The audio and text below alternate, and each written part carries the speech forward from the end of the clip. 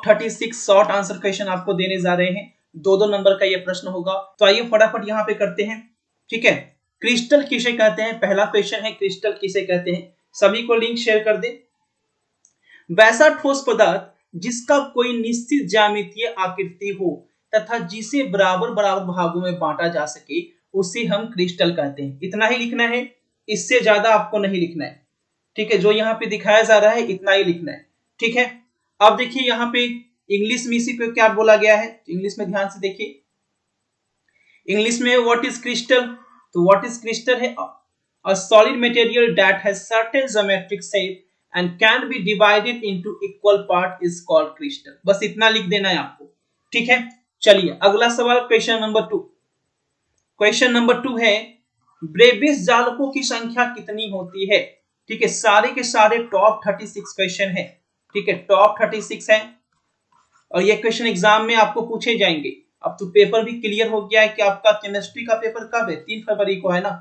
सबसे पहले 1 फरवरी को आपका मैथ का पेपर है। ब्रेबिस जालकों की संख्या कितनी है, ब्रेबिस जालकों की संख्या कितनी होती है, 14 होती है। ये आपको लिखना है। हाउ मेनी नंबर ऑफ ब्रेबिस, तो आपको लिखना है 14। ठीक है, चलिए अगला सवाल क्वेश्चन नंबर 3। फटाफट टॉप 36 क्वेश्चन करेंगे। क्वेश्चन नंबर 3 है डोपिंग किसे कहते हैं। क्रिस्टल जालकों में अशुद्धियों को मिश्रित करने की प्रक्रिया को डोपिंग या अपमिश्रण कहते हैं। समझते भी चलेंगे और स्क्रीनशॉट भी लेते चलेंगे। ठीक है, नोटिफिकेशन नहीं आया कोई बात नहीं, टेलीग्राम में भेज दिया गया था लिंक, है ना, इसलिए कम लोग जुड़े हैं। The process of mixing impurities in crystal lattice is called doping. चलिए जो पढ़ने वाले हैं वो बने नोटिफिकेशन कहीं आ जाएंगे। चलिए क्वेश्चन नंबर 4, त्रिज्या अनुपात क्या है। ठीक है, बहुत इंपॉर्टेंट क्वेश्चन, बार बार एग्जाम में पूछा गया है और इस बार भी। ठीक है, त्रिज्या क्या है। धनायन और ऋणायन की त्रिज्याओं के अनुपात को क्या कहते हैं, त्रिज्या अनुपात या अर्धव्यास अनुपात कहते हैं। ठीक है, चलिए इसको इंग्लिश में आप लोग देख लेंगे, इंग्लिश आपके सामने है। ठीक है, अब बहुत इंपॉर्टेंट क्वेश्चन है क्वेश्चन नंबर 5। क्वेश्चन नंबर 5 बहुत बहुत इंपॉर्टेंट, ये आपका 99% चांस है कि ये आपका एग्जाम में रहेगा ही रहेगा। शॉर्टकी दोष क्या होता है। ठीक है, शॉर्टकी दोष, जब क्रिस्टल जालक से समान संख्या में धनायन और ऋणायन गायब हो जाते हैं। जब क्रिस्टल जालक से समान संख्या में धनायन और ऋणायन गायब हो जाते हैं, क्रिस्टल जालक में उत्पन्न इस दोष को शॉर्ट दोष कहते हैं और इसमें क्रिस्टल का घनत्व क्या होता है, कम हो जाता है। Question number 5। ठीक है, इतना ही आपको लिखना है, इससे ज्यादा नहीं लिखना है। इंग्लिश में देख लीजिए, what is Schottky defect, what is Schottky defect when the same number of question and answers. ठीक है, इंग्लिश में दिया गया, आपका स्क्रीनशॉट ले लीजिएगा, हिंदी में समझते आते चलेंगे। चलिए अगला इंपॉर्टेंट क्वेश्चन है फ्रेंकल दोष क्या होता है। फ्रेंकल दोष बहुत ही VVI। ठीक है, टॉप 36 का सारे के सारे क्वेश्चन बहुत इंपॉर्टेंट है। जब क्रिस्टल जालक से एक आयन अपने स्थान से गायब होकर क्रिस्टल जालक में ही फंस जाता है तो ऐसे दोष को फ्रेंकल दोष कहते हैं और इसमें क्रिस्टल का घनत्व जो है अप्रभावित रहता है। फ्रेंकल दोष किसे कहते हैं, तो याद रखिएगा, जब क्रिस्टल जालक से एक आयन अपने स्थान से गायब होकर क्रिस्टल जालक में फंस जाता है तो ऐसे दोष को फ्रेंकल दोष कहते हैं।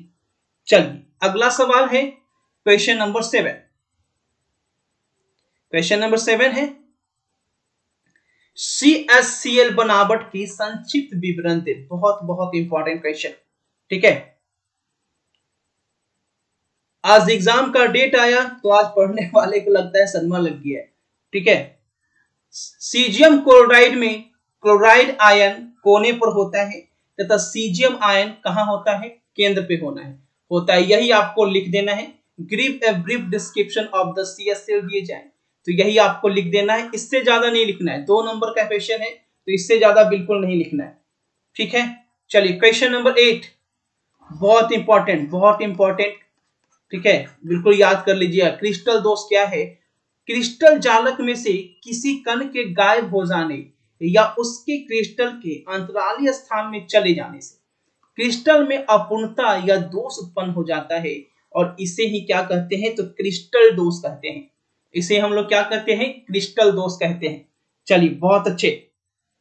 3 फरवरी को जो केमिस्ट्री का पेपर है, 3 फरवरी को जो केमिस्ट्री का पेपर होगा फाइनल एग्जाम का, ये सारे क्वेश्चन उसके लिए बहुत ज्यादा इंपॉर्टेंट है।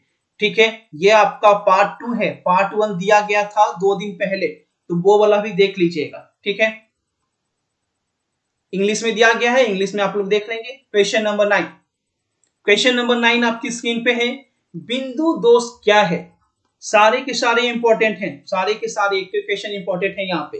ठीक है, जी हाँ प्रियांशु कुमार। एक क्रिस्टलीय पदार्थ में एक बिंदु अथवा एक परमाणु के चारों ओर की आदर्श व्यवस्था में अनियमितताएं अथवा विचलन बिंदु दोष कहलाता है। ठीक है, ये 36 क्वेश्चन तो आपको एक दिन में याद हो जाएगा, एक दिन में याद कर लेंगे अगर याद करोगे तो। इतने इजी भाषा में लिखा गया है, इतना इजी वर्ड इसमें यूज किया गया है कि आपको बहुत आसान होगा याद करने में। अगर आप किसी बुक से याद करते हैं तो आपको याद नहीं होगा, बहुत टफ लैंग्वेज लिखा हुआ रहता है, इसलिए यहाँ पे इजी लैंग्वेज लिखा गया। ठीक है, चलिए अगला सवाल। इसीलिए मैंने क्वेश्चन सिर्फ नहीं दिया, आंसर भी दे दिया, आपको ढूंढना ना पड़े। अगर सिर्फ क्वेश्चन देता तो आपको ढूंढना पड़ता, बहुत परेशानी होती। क्वेश्चन नंबर 10 है, प्रासरणी दाब की परिभाषा लिखिए। वैसा बाहरी दाब जो अर्धपारगम्य झिल्ली से होकर विलायक के विलयन में होने वाले प्रसरण को रोकने के लिए लगाना पड़ता है, उसे ही प्रासरणी दाब कहते हैं। बस इतना लिख देना है, बस 2 नंबर आपको मिल जाएगा। एग्जामिनर भी बोलेगा जितना पूछा है उतना ही लिखा है, 100% इसे मिलना चाहिए मार्क्स। ठीक है, बहुत एग्जामिनर देखिए लिखा रहता है ना कि यथाशीघ्र अपने शब्दों में लिखें, इसीलिए इसी लैंग्वेज में लिखिएगा, बुक की लैंग्वेज में बिल्कुल नहीं लिखना है। इंग्लिश मीडियम वाले नीचे इंग्लिश में लिखा हुआ है। अगला सवाल है, आप लोग बार बार बोलते हैं सर इंग्लिश में दीजिए, इसलिए हिंदी इंग्लिश दोनों में। अगला सवाल है राउल्ट का नियम। राउल्ट का नियम आपको बताना है, राउल्ट के नियम को। ठीक है, ये आपको लिखना है राउल्ट का नियम। चलिए, वाष्प दाब के आपेक्षिक अवनमन विलय के मोल प्रभाज के बराबर होता है। राउल्ट का नियम क्या है? राउल्ट का नियम कहता है कि वाष्प दाब का आपेक्षिक अवनमन विलय के मोल प्रभाज के बराबर होता है। इंग्लिश में समझ लीजिए, the relative pressure of the vapour pressure is equal to the mole fraction of the solid. ये आपको लिख देना है, बस 2 नंबर आपको आसानी से यहाँ पे मिल जाएगा हंसते हंसते।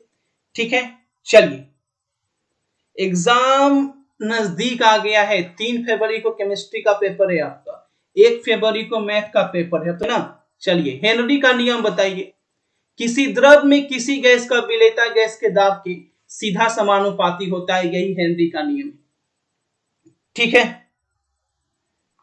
The right Henry's law, solubility of gas in liquid is directly proportional to the pressure of the gas. Number 13, किसी तरल में अवाष्पशील विलय मिला दिया जाए तो उसके वाष्प दाब में कमी आती है, क्यों? बहुत बहुत इंपॉर्टेंट क्वेश्चन, 100% इसे याद करके जाइएगा। अगर आप ये वीडियो एग्जाम के दिन देख रहे होंगे तो इसे पूरा जरूर देख के जाइएगा एग्जाम से एक दिन पहले, अभी तो आप लोग लाइव में है ही। किसी तरल में अवाष्पशील विलय मिला दिया जाए तो उसके वाष्प दाब में क्या आती है गाइस? कमी आ जाती है, क्योंकि विलयन की सतह पर द्रव अणुओं की संख्या घट जाती है। बस देखिए कितना इजी लैंग्वेज में लिखा गया है, इतना इजी लैंग्वेज में, ताकि याद हो जाए। ठीक है, चलिए इंग्लिश वाले देख लीजिए। If vapour soluble is added to a liquid, its vapour pressure decreases by. ठीक है, अगला सवाल क्वेश्चन नंबर 14, ध्यान से देखिए क्वेश्चन नंबर 14 क्या बोल रहा है। क्वेश्चन नंबर 14,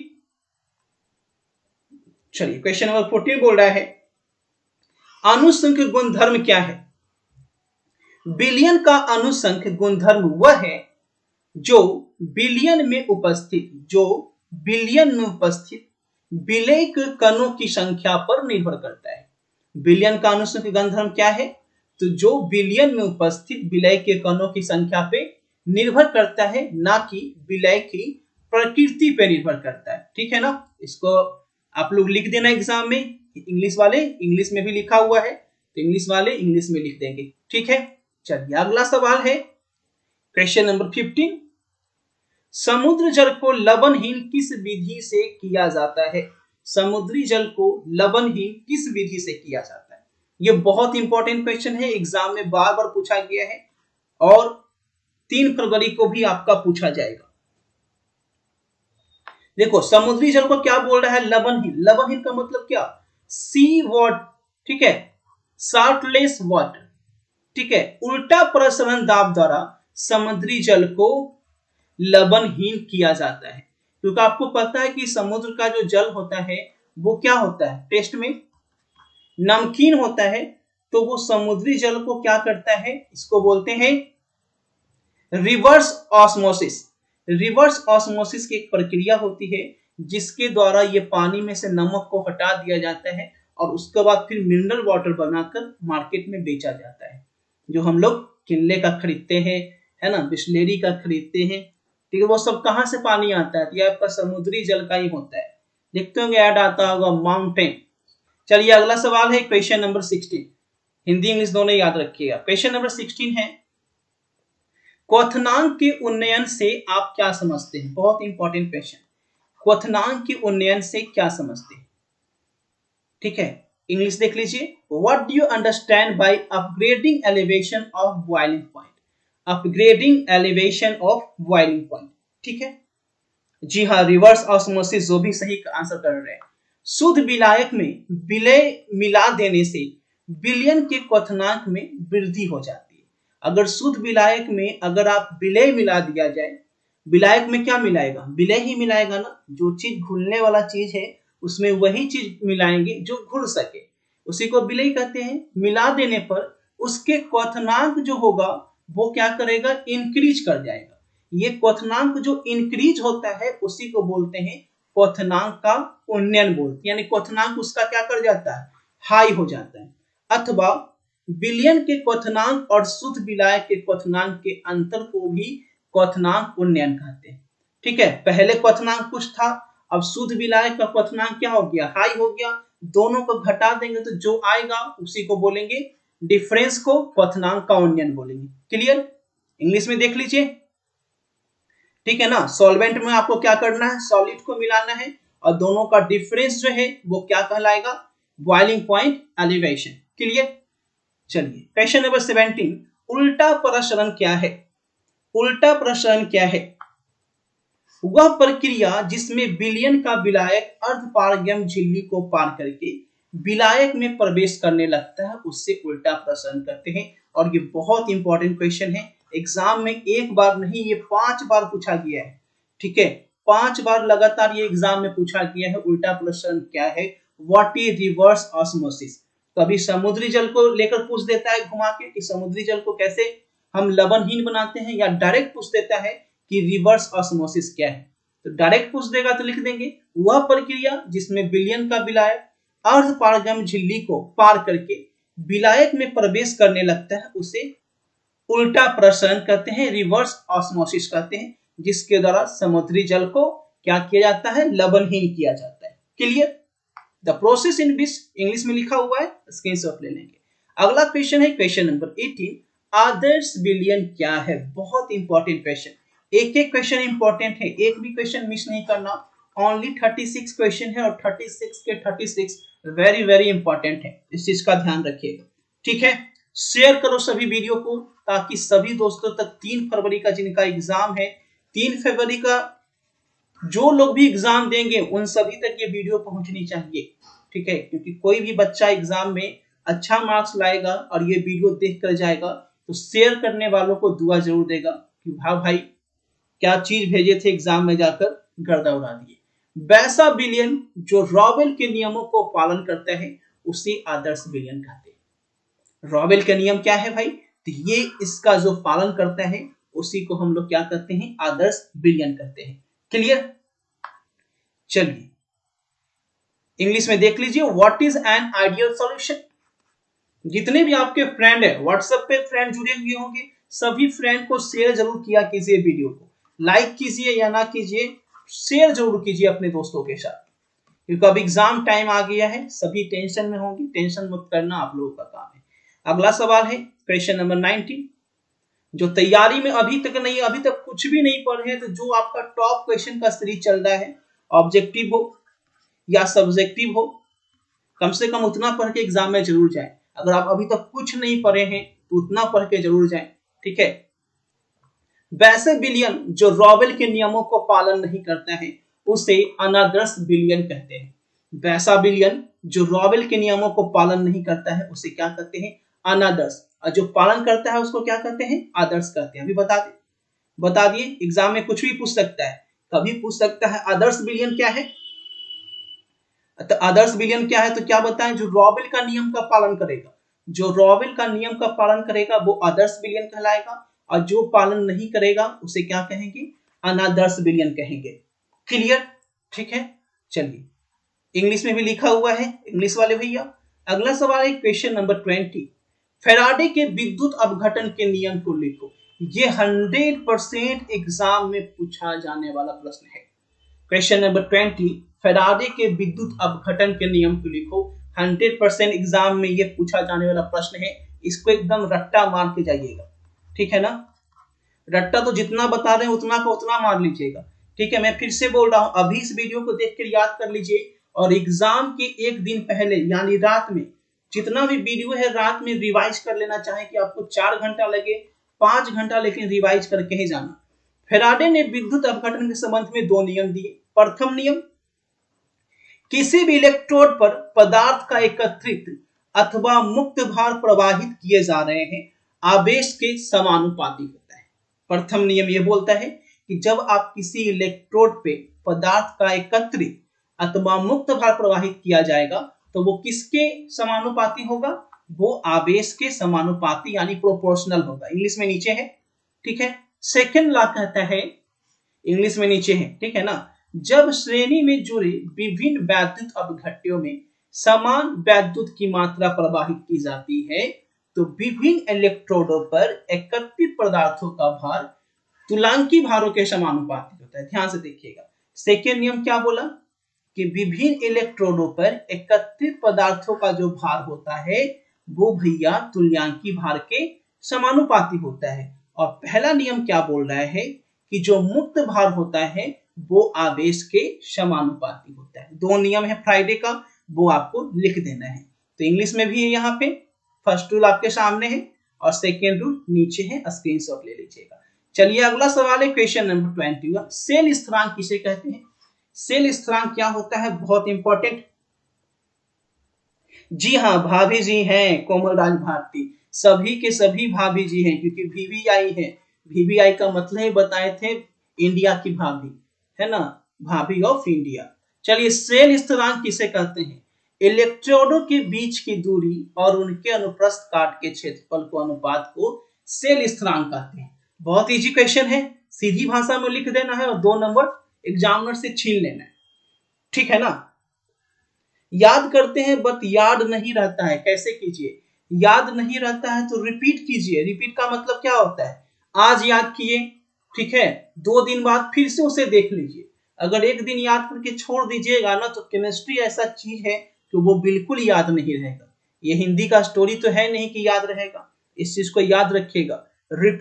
रिपीट करना है। यूट्यूब पे वीडियो तो पड़ा रहेगा, एक दिन देख लिए और उसे फिर रिपीट कीजिए।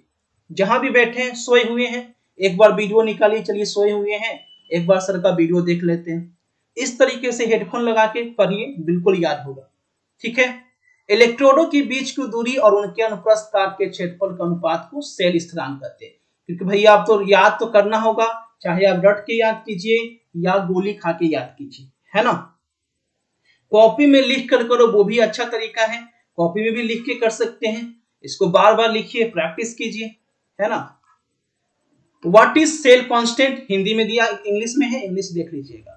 चलिए क्वेश्चन नंबर 22, विद्युत रासायनिक तुल्यांक को परिभाषित करें, ठीक है।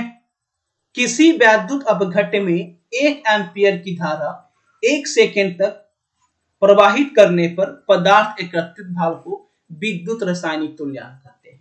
अब तो पढ़ना बहुत आसान हो गया, मोबाइल है, ईयर पैड है तो कोई बात नहीं, हेडफोन तो बहुत अच्छी है। कहीं भी बैठे हुए, घर में बैठे हुए हैं, दुकान में अगर आप बैठते हैं, पापा की दुकान है, मोबाइल निकाल लिए, हेडफोन लगा लिए, मोबाइल देख रहे हैं, पढ़ रहे हैं। कॉपी पेन की जरूरत नहीं है पढ़ने के लिए। पढ़ने के लिए बस आपको बस ये दिमाग में होना चाहिए कि 100% मुझे पढ़ना है। तो पढ़ने के आज बहुत सारे माध्यम हो चुके हैं, चलिए बस याद करना है। आप बेड के रजाई में अंदर घुस के भी याद कर सकते हैं, ठीक है, बस दिल में इच्छा होनी चाहिए। अगला सवाल है, इंग्लिश में दे दिए यहाँ पे, इस चीज को समझ लीजिए कि वैद्युत अपघट्ट में अगर 1 एम्पीयर की धारा 1 सेकंड तक प्रवाहित होती रहेगी, ठीक है, तो उसके द्वारा जो पदार्थ पर भार होगा उसी को विद्युत रासायनिक तुल्यांक कहते हैं। क्लियर? चलिए क्वेश्चन नंबर 23, मानक इलेक्ट्रोड विभव किसे कहते हैं? मानक इलेक्ट्रोड विभव किसे कहते हैं? जब विलयन में धातु आयन का सांद्रण 1m तथा ताप जो है 298 केल्विन हो तो निर्धारित विभव को मानक इलेक्ट्रोड विभव कहते हैं। और ये बहुत बहुत इंपॉर्टेंट क्वेश्चन है। मानक इलेक्ट्रॉन विभव किसे कहते हैं, ये बहुत ज्यादा इंपॉर्टेंट क्वेश्चन है, ठीक है। जब विलयन में धातु आयन का सांद्रण 1m तथा ताप 298 केल्विन हो तो निर्धारित विभव को मानक जो है वो इलेक्ट्रॉन विभव कहलाता है। चलिए बहुत अच्छे, इंग्लिश में भी देख लीजिए, यहाँ पे रिपीट कीजिए, ठीक है ना। What is the standard electrode potential, ये इंग्लिश में हो गया। अगला सवाल, विशिष्ट चालकता किसे कहते हैं? विशिष्ट चालकत्व किसे कहते हैं? प्रतिरोधकता के व्युत्क्रम को विशिष्ट चालकता कहते हैं, याद रखिएगा। इसे हम कप्पा से सूचित करते हैं और इसका मात्रक ओम पर सेंटीमीटर होता है। कभी कभी इसका ऑब्जेक्टिव भी पूछ देता है कि विशिष्ट चालकत्व का एसआई मात्रक क्या होता है, ठीक है, विशिष्ट चालकत्व का एसआई मात्रक क्या होता है। बहुत अच्छे, अगला सवाल है, इंग्लिश में है, क्वेश्चन नंबर 25, मोलर चालकत्व किसे कहते हैं? मोलर चालकत्व किसे कहते हैं? विलयन के 1 सेंटीक्यूब में घुले किसी विलय के 1 मोल को चालकत्व को इसका मोलर चालकत्व कहते हैं और इसे म्यू से सूचित करते हैं और इसका मात्रक होता है प्रति ओम सेंटीमीटर स्क्वायर पर मोल होता है, ठीक है। मोलर चालकत्व याद रखिएगा, ये बहुत बहुत इंपॉर्टेंट क्वेश्चन है, ठीक है, वेरी वेरी इंपॉर्टेंट है एकदम, इसे जरूर याद करके जाइएगा एग्जाम में, ठीक है। जो मैं बता दिया हूं भैया कौन कौन सा इंपॉर्टेंट है, मेरा बताना काम है, याद करना आप लोग का काम है, ठीक है। एग्जाम में याद करके नहीं जाओगे और बाद में बोलोगे सर छूट गया, याद नहीं हो पाया, तो वो तो आपकी गलती होगी। मैं यहाँ पे क्वेश्चन दे रहा हूं, याद करना आपका काम है। What is molar conductivity, Hindi English दोनों में दे रहा हूं, और क्या चाहिए, है ना। 26 लवण सेतु क्या है, इसके क्या उपयोग है, बहुत इंपॉर्टेंट। अगर जो तैयारी कर रहे होगे और क्वेश्चन में भी पढ़ते होगे तो ये समझ सकते हो ये क्वेश्चन कितना इंपॉर्टेंट है। लवण सेतु क्या है और किसके क्या उपयोग है? उल्टा यू आकार की एक ऐसी नली, ध्यान देंगे, उल्टा यू आकार की ऐसी नली जो अलग अलग रखे वैद्युत अपघट्ट को जोड़ती है उसे लवण सेतु कहते हैं। यानी उल्टा आकार की एक ऐसी नली जो अलग अलग रखे, यहाँ पे वैद्युत अपघट्ट है, जो मेरे पिक्चर से ढका हुआ है ना वो अपघट्ट है, ठीक है, अपघट्ट को जोड़ती है उसे ही हम लवण सेतु कहते हैं। और इसका उपयोग आपको लिख लेना है, उपयोग क्या है? इसका उपयोग है प्रत्येक अर्धसेल में आयन की कमी को पूरा करना तथा विद्युत धारा प्रवाहित करना, दोनों चीज लिख देना है, ठीक है ना, इतना लिख देना है। लवण सेतु किसे कहते हैं, फिर से यहाँ पे देख लीजिए, उल्टा यू आकार की एक ऐसी नली जो अलग अलग रखे वैद्युत अपघट्ट को जोड़ती है, उल्टा यू आकार की, ठीक है ना, और अलग अलग रखे वैद्युत अपघट्ट को क्या करती है, जोड़ देती है, उसे ही हम क्या कहते हैं, लवण सेतु कहते हैं। और इसका यूज जो होता है प्रत्येक अर्धसेल में आयन की कमी को पूरा करने में होता है, ठीक है ना। यूजेज होता है fulfil of ion deficiency in each semi and conduct electric current, English में भी दिया गया है साल्ट ब्रिज, ठीक है। कभी कभी भैया जो है हिंदी में भी ऐसे पूछ देता है कि साल्ट ब्रिज, तो याद रखिएगा इसका इंग्लिश नाम भी याद रखिएगा, कभी कभी हिंदी में ही पूछ देता है ऐसे लिख के, जैसे यहाँ पे लवण सेतु नहीं लिखकर कुछ लिख देगा साल्ट ब्रिज बताइए, तो कंफ्यूज मत होना, इसलिए हिंदी इंग्लिश टर्म याद रखिएगा, साल्ट ब्रिज क्या है और इसके उपयोग क्या है, ठीक है। अगला सवाल है क्वेश्चन नंबर 27, बहुत इंपॉर्टेंट और ये सबको पता भी होगा, बच्चा बच्चा जानता है कि अभिक्रिया की कोटि क्या होती है। अगर आप केमिस्ट्री पढ़ते हैं तो आपको जरूर पता होगा what is the order of reaction, ठीक है ना। वेग समीकरण में प्रयुक्त सांद्रण पदों के घातों को योगफल को अभिक्रिया की कोटि कहते हैं। What is the order of reaction? The sum of the powers of the concentric position used in the velocity equation is called order of reaction. ये सबको पता होगा, है ना, कि जब वेग समीकरण में प्रयुक्त सांद्रण पदों के घातों का जो योगफल होता है, जब दोनों को जोड़ देते हैं उसे ही अभिक्रिया की कोटि कहते हैं। जैसे ये x3 है और ये y4 है, दोनों को जोड़ दीजिए, ये 7 आ जाएगा, दोनों को जोड़ देंगे तो ये 7 आ जाएगा, और इसी को क्या बोलते हैं, ऑर्डर ऑफ रिएक्शन बोलते हैं। घात को जोड़ दीजिए, पावर को जोड़ दीजिए, वही हो जाएगा, ठीक है ना। चलिए अगला सवाल है क्वेश्चन नंबर 28। अभिक्रिया की अनुक्ता किसे कहते हैं? What is the molecularity of reaction, ठीक है ना। मॉलिक्यूलिटी ऑफ रिएक्शन क्या है, बहुत बहुत इंपॉर्टेंट, मॉलिक्यूलिटी ऑफ रिएक्शन क्या है। 28, किसी अभिक्रिया में भाग लेने वाले परमाणुओं या अणुओं की न्यूनतम संख्या को अभिक्रिया की अनुक्ता कहते हैं। बहुत इंपॉर्टेंट क्वेश्चन, बहुत बहुत इंपॉर्टेंट है ये। अभिक्रिया की अनुक्ता किसे कहते हैं, बिल्कुल याद रखिएगा, इस चीज को भूलना नहीं है गाइस, ठीक है ना, किसी को भूलना नहीं है। अभिक्रिया की अनुक्ता, what is molecularity of the reaction, किसी अभिक्रिया में भाग लेने वाले परमाणुओं या अणुओं की न्यूनतम संख्या को, न्यूनतम मतलब मिनिमम, कम से कम, the minimum number of atoms और molecule participating in reaction is called molarity of the reaction. और ये बहुत इंपॉर्टेंट क्वेश्चन है साइंस वाले स्टूडेंट के लिए, ठीक है। सक्रियण ऊर्जा किसे कहते हैं, ठीक है, तो सुनिए इस चीज को, मोबाइल को रख दीजिए, वीडियो को रख दीजिए, आंख बंद करके जो मैं बोल रहा हूं उसे 2-3 बार सुनिए। याद कैसे नहीं होगा गाइस, आंख अगर दुखने लगता है तो आंख को बंद कर लीजिए और वीडियो को प्ले करके हेडफोन लगा लीजिए, वीडियो चल रहा है, सुनते रहिए, रात में 2 घंटा सुनिए, आंख बंद कर लीजिए, आवाज सुनिए। याद नहीं होगा, कौन कहता है याद नहीं होगा, अरे याद करके तो देखो ना, याद क्या होगा, सब याद हो जाएगा, ये भी याद हो जाएगा कौन सर पढ़ा रहा है, बस याद करके देखो। समान अणुओं को सक्रिय जटिल में बदलने के लिए आवश्यक ऊर्जा को सक्रियण ऊर्जा कहते हैं, ठीक है। अब तो भगवान की कृपा से आप लोग इतने लकी हो कि आप लोग के टाइम में मोबाइल आ गया है, इंटरनेट आ गया, इतना सस्ता है ना।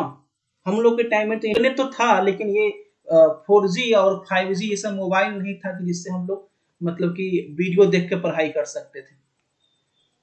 29, सक्रियण ऊर्जा किसे कहते हैं? समान अणुओं को सक्रिय जटिल में बदलने की ही आवश्यक ऊर्जा को सक्रिय ऊर्जा कहते हैं। इंग्लिश में देख लीजिए। क्वेश्चन नंबर 30 है, भौतिक अधिशोषण किसे कहते हैं? भौतिक अधिशोषण बहुत बहुत इंपॉर्टेंट क्वेश्चन है। भौतिक अधिशोषण किसे कहते हैं?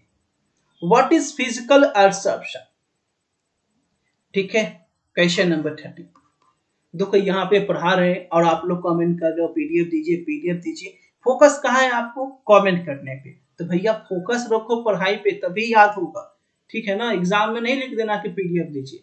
जब ठोस के पृष्ठ पर अधिशोषित अणु वान डर वाल्स, याद रखिएगा, जब भी भौतिक कभी कभी ऑब्जेक्टिव पूछ देता है कि वान डर वाल्स, ठीक है, बलों जैसे कमजोर बलों द्वारा चिपके रहते हैं तो उसे भौतिक अधिशोषण कहते हैं, फिजिकल एब्सॉर्प्शन कहते हैं। देखो एब्सॉर्प्शन का मतलब ही होता है ना एकदम सिकुड़ जाना। तो सिकुड़ेगा कैसे? जब अधिशोषण होगा, जब एब्सॉर्प्शन होगा। तो वही बोला जा रहा है कमजोर बल के द्वारा चिपके रहते हैं, ज्यादा बल के द्वारा नहीं, कमजोर बल के द्वारा। इंग्लिश में समझ लीजिए, when the adsorbed molecule on the surface of a solid stack by weak force like the van der Waals force, याद रखिएगा van der Waals force से ऑब्जेक्टिव भी पूछ देता है। फिजिकल एब्सॉर्प्शन में कौन सा बल लगता है? तो याद रखिएगा van der Waals force, it is called physical absorption, ठीक है। कभी कभी पूछ देता है कि भौतिक अधिशोषण में कौन सा बल कार्य करता है ऑब्जेक्टिव में, तो याद रखिएगा van der Waals force। अगला सवाल है रासायनिक अधिशोषण किसे कहते हैं? बहुत इंपॉर्टेंट। अभी ये क्या हुआ? फिजिकल। अभी ये क्या बताएं? फिजिकल एब्सॉर्प्शन, भौतिक अधिशोषण।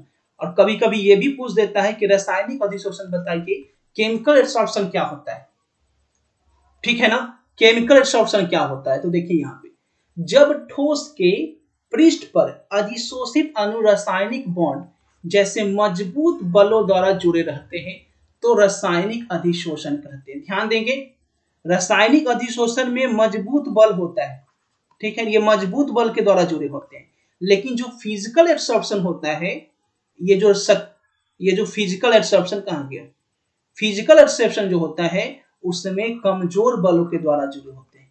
इस चीज को याद रखिएगा, भौतिक में कमजोर और रासायनिक में मजबूत बल के द्वारा जुड़े होते हैं, ठीक है। और उसे ही हम लोग रासायनिक अधिशोषण कहते हैं और केमिकल एब्सॉर्प्शन कहते हैं। बहुत लोग ऑब्जेक्टिव में पूछ देता है जब रासायनिक अधिशोषण में कौन सा बल लगता है तो वही वॉन डेर बॉल लिख देता है, जो कि गलती हो जाएगा। याद रखिएगा, भौतिक अधिशोषण में वॉन डेर बॉल लगता है, ठीक है, जो कि कमजोर होता है। वेन केमिकल एब्सॉर्प्शन क्या है, तो देखिए when the absorbed molecule on the surface of solid are connected by a strong bond, है ना, such as chemical bond, इसमें कौन सा बॉन्ड होता है, तो केमिकल बॉन्ड, इसी को कहते हैं केमिकल एब्सॉर्प्शन, ठीक है। चलिए अगला सवाल है क्वेश्चन नंबर 32। देखिए अभी समझा रहे थे और यहाँ पे इसीलिए क्वेश्चन दे दिए कि बहुत इंपॉर्टेंट है कि दोनों में डिफरेंस बताइए कि भैया दोनों में डिफरेंस क्या होता है, भौतिक अधिशोषण और रासायनिक अधिशोषण में, ये बार बार पूछता है। सबसे पहली बात यहाँ पे अभी बताएं कि भौतिक अधिशोषण में कमजोर बल लगता है, ठीक है। सर सब्जेक्टिव कब आएगा, ये सब्जेक्टिव नहीं है तो क्या है भैया, अनु कुमारी सब्जेक्टिव ये नहीं है तो सब्जेक्टिव किसको बोलते हैं, कैसे कैसे लोग हैं, ये सब्जेक्टिव ही तो है, शॉर्ट आंसर क्वेश्चन है, शॉर्ट आंसर क्वेश्चन सब्जेक्टिव नहीं होता है, ये क्या होता है, लॉन्जेक्टिव होता है जी। सब्जेक्टिव का स्पेलिंग गलती लिखते हैं, बहुत बहुत शर्म की बात है कि सब्जेक्टिव का स्पेलिंग गलत लिख रहे हैं आप लोग। भौतिक अधिशोषण रासायनिक अधिशोषण में अंतर लिखिए। भौतिक अधिशोषण रासायनिक अधिशोषण, इसमें कमजोर बल लगते हैं जबकि इसमें मजबूत बॉन्ड लगते हैं, ठीक है। आगे क्या है, यह उत्क्रमणीय होता है जबकि यह अनुत्क्रमणीय होता है। याद है, बहुत अच्छी बात है, ठीक है। यह बहुआण्विक स्तर बनाता है जबकि यह आणविक स्तर बनाता है, ठीक है। दाब बढ़ाने पर अधिशोषण वृद्धि का वेग बढ़ जाता है जबकि दाब बढ़ाने पर रासायनिक अवशोषण में वेग जो है वो कम होने लगता है, ठीक है ना। चलिए अगला सवाल है क्वेश्चन नंबर 33। क्वेश्चन नंबर 33 है लायोफोबिक सॉल और लायोफिलिक सॉल में अंतर बताइए। लायोफोबिक सॉल और लायोफिलिक सॉल में क्या अंतर है, तो लायोफोबिक सॉल और लायोफिलिक सॉल में निम्नलिखित अंतर है, ठीक है। डिफरेंस वाला बिल्कुल याद रखिएगा, ठीक है ना।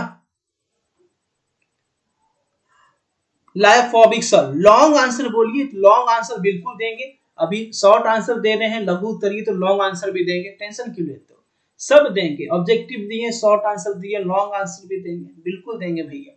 इसका स्कंदन अनुत्क्रमणीय होता है जबकि इसका अंदन जो है वो उत्क्रमणीय होता है, ठीक है ना।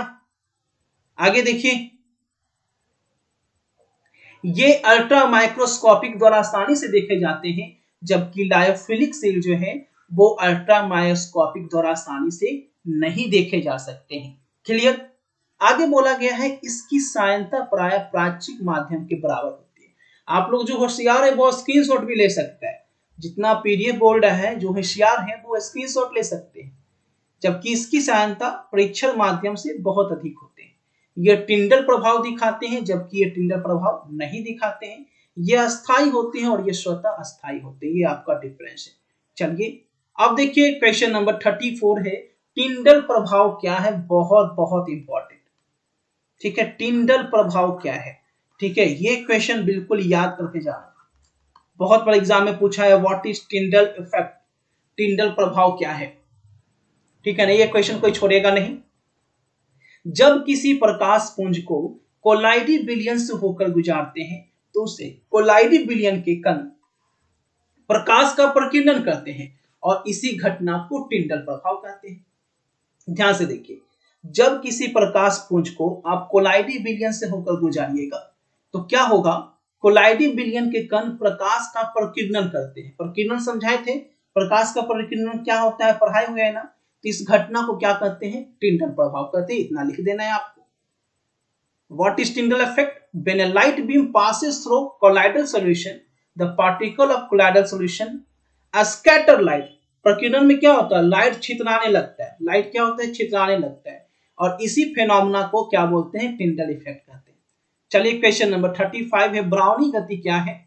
What is brownie movement? Brownie गति क्या है? ठीक है, कोलाइडी बिलियन के कण लगातार टेढ़े मेढ़े पथ पर गति करते रहते हैं, इसी गति को ब्राउनी गति कहते हैं। देखो एक भैया पूछ रहे हैं कोई फ्री फायर खेलते हो क्या? भैया एग्जाम में भी कमेंट में आके पूछते हैं कि फ्री फायर कौन कौन खेलता है। धन्य हो महाप्रभु, आपके मम्मी पापी को मेरा प्रणाम। एग्जाम के दिन बेटा क्लास में आके पूछ रहा है कि फ्री फायर कौन कौन खेलता है। धन्य है आपके मम्मी पापा और आपको भी मेरा प्रणाम। ब्राउनी गति किसे कहते हैं? बहुत बहुत तरक्की करेगा ऐसा ऐसा बेटा सब। कोलाइडी बिलियन के कण लगातार टेढ़े मेढ़े पथ पर गति करते रहते हैं और इसी गति को ब्राउनी करते करते हैं। एकदम बाप को बेचिए देगा ना, माँ बाप के बेच देगा, बुरा ही देगा, एकदम सोच लिया है, बेवकूफ कहेगा। What is brown movement? अपना बोलो तो एगो मोबाइल खरीद के जानो तो समझेगा कि पैसा कमाने में कितना मेहनत लगता है। एग्जाम के टाइम में गेम खेलेगा, कहीं ऐसा ना पड़े कि बाप के तिलक देके शादी करना पड़ जाए, लड़की के तिलक देने पड़े। द पार्टिकल ऑफ, चलिए हो गया क्वेश्चन नंबर 36। गरीब का बच्चा भी 20 दिन में पढ़कर 90% मार्क्स ला सकता है। इससे बाहर आपके कोई भी क्वेश्चंस नहीं रहेंगे। अगर आप साइंस के स्टूडेंट हैं तो ऑल सब्जेक्ट आपको 1000 में दिया जा रहा है। आर्ट्स का ऑल सब्जेक्ट केवल 500 रुपये में और कॉमर्स का ऑल सब्जेक्ट केवल 700 रुपये में। यानी गरीब से गरीब भी अब यहाँ पे 20 दिन में पढ़कर 90% से एवं मार्क्स ला सकते हैं। पेमेंट करने के लिए देखिए आपको करना क्या है। पेमेंट करने के लिए आपको दिए गए 9504510500 पे, इस नंबर पे फोन पे के माध्यम से ये पैसे पेमेंट करने हैं। पेमेंट के बाद व्हाट्सएप नंबर पे आपको सेंड करना है इसका स्क्रीनशॉट और तुरंत आपको पीडीएफ मिल जाएगा और इसे एकदम जो है रगड़ कर याद कर लेना है। इससे बाहर कुछ नहीं आएगा। ऑफर सिर्फ कुछ दिनों में है और आपको बता दें कि इस ऑफर के अंतर्गत अगर आप लेते हैं तो इससे बाहर आपके एग्जाम में कुछ तो आता ही नहीं है और केवल 15 दिन में आप इसे अच्छे से याद कर सकते हैं, रगड़ कर याद कर सकते हैं। यानी 15 दिन भी बचा हुआ है तो इसका फायदा आप उठा लें फटाफट तरीके से,